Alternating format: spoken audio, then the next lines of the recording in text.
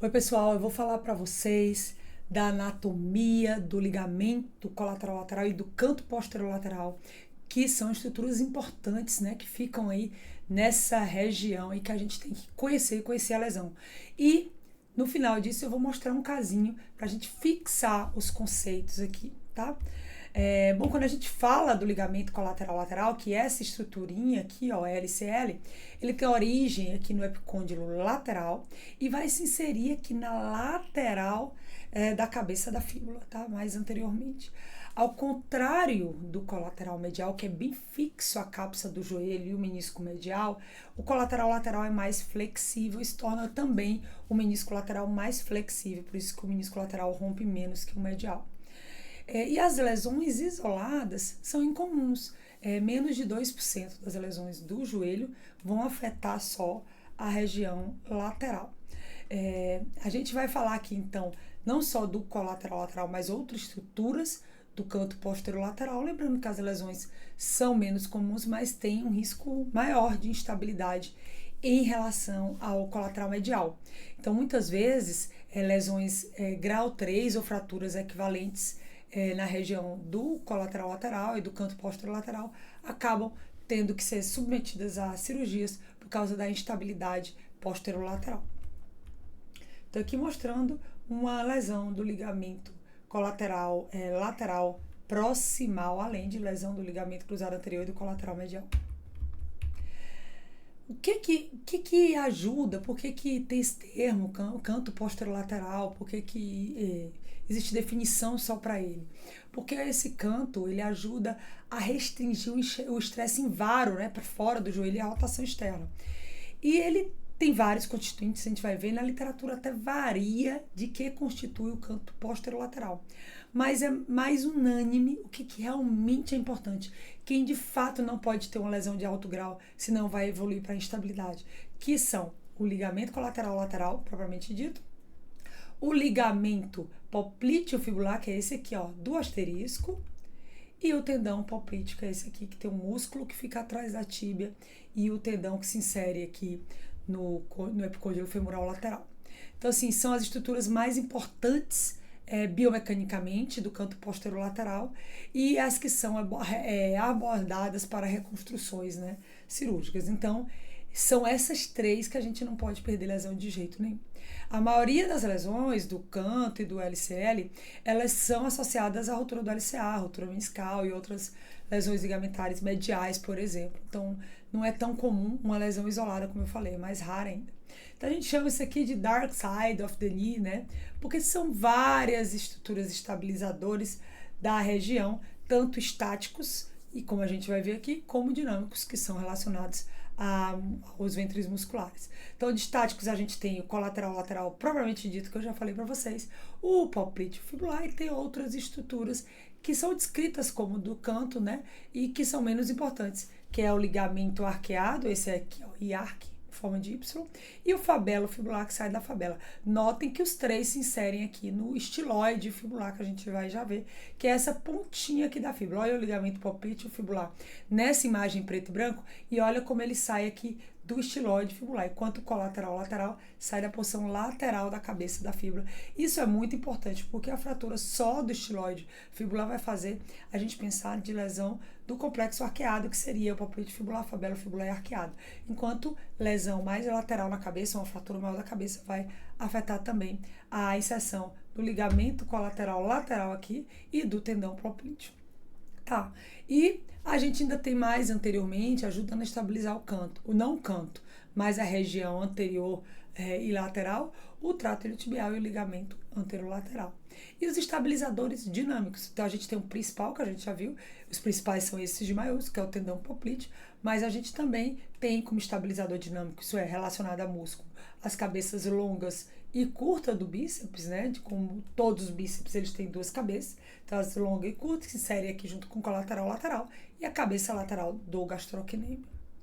Bom, por que é importante? Mais uma vez, se a gente não detectar a lesão do canto posterolateral, o paciente vai evoluir com instabilidade, depois com dano condral e artrose. E se você reconstrói o LCA e tem uma lesão de alto grau do canto posterolateral que não é reconstruída, esse paciente vai evoluir com falha da reconstrução do LCA. Então aqui só trazendo uma imagem bem ampliada, ligamento colateral lateral com bíceps na lateral da cabeça da fíbula, o ligamento fabelo-fibular, o ligamento arqueado, que é esse mais espraiado, e aqui ó, o poplíteo fibular, e o músculo poplíteo com seu tendão, que passa aqui posteriormente no hiato poplíteo. O tendão poplíteo é um importante estabilizador do canto, tá? Então a gente tem que conhecer que ele tem o músculo, a junção miotendínea e o tendão. E qualquer um dos três pode sofrer com um estiramento, tá? Então eu posso ter uma ruptura do tendão, da junção miotendínea ou do músculo. Então, por exemplo, aqui eu tenho um edema muscular também envolvendo a junção miotendínea do poplíteo. E aqui eu tenho uma lesão mais grave, ó, bem na junção miotendínea do poplíteo. Então faz parte do seu checklist olhar não só o tendão aqui proximal, mas todo o músculo e junção miotendínea. Isso aqui não é para vocês decorarem, mas é só para vocês entenderem que eu tenho aqui, ó, A, L, B, o braço anterior da cabeça longa do bíceps, D, o braço direto da cabeça longa do bíceps, aqui o colateral lateral e aqui o braço direto da cabeça curta do bíceps. Então, eu posso ter cada um se inserindo separadamente. Eu posso ter essa situação do braço anterior ser bem junto do colateral lateral. Eu posso ter um tendão conjunto só com o colateral lateral. Eu posso ter um colateral lateral mais externo e os três outros ramos tendíneos mais internamente. E essa outra conformação, que é o braço anterior da cabeça longa do bíceps mais externamente e o colateral lateral entre a cabeça direta, o braço direto da cabeça longa e o braço direto da cabeça curta. Então, assim, só para você entender que muitas vezes a gente vê vários raminhos se inserindo na porção lateral da cabeça da fíbula. Isso não é ruptura, isso é só a variação que a gente tem na inserção da cabeça da fíbula, tá? E aqui a gente consegue ver, eu gosto muito dessa figura para a gente ter uma noção exatamente de quem insere aonde, né? Então, lateralmente, colateral lateral e o bíceps, a gente viu que isso super varia de disposição. E aqui no processo estiloide, a gente tem um grande roxinho, o ligamento poplíteo fibular, que é aqui o asterisco, aqui o arqueado de azulzinho claro e o fabelo fibular de azulzinho escuro. Eu costumo chamar de complexo arqueado quando eu vejo uma lesão nessa região, tá? Então aqui, ó, mostrando o ligamento poplíteo fibular normal e um ligamento poplíteo fibular lesionado. Aqui mostrando o tendão poplíteo e aqui o colateral lateral. Aqui no axial, o ligamento arqueado, o ligamento fabelo fibular e a cabeça lateral do gastrocnêmio e aqui o bíceps. Bom, a gente tem que lembrar que tem muitas lesões associadas às lesões ligamentares do canto posterolateral. Então, a gente tem que já no raio-x, num paciente que sofreu entorse, a gente tem uma análise crítica de entender que essa fratura aqui é a fratura do arqueado. E o que é isso? Fraturou o estiloide fibular, que é onde se insere o complexo arqueado, que são esses três ligamentinhos. Tá? Eu posso ter uma avulsão da cabeça da fíbula, aí vai embora tanto o complexo arqueado como o colateral lateral e a cabeça longa do bíceps.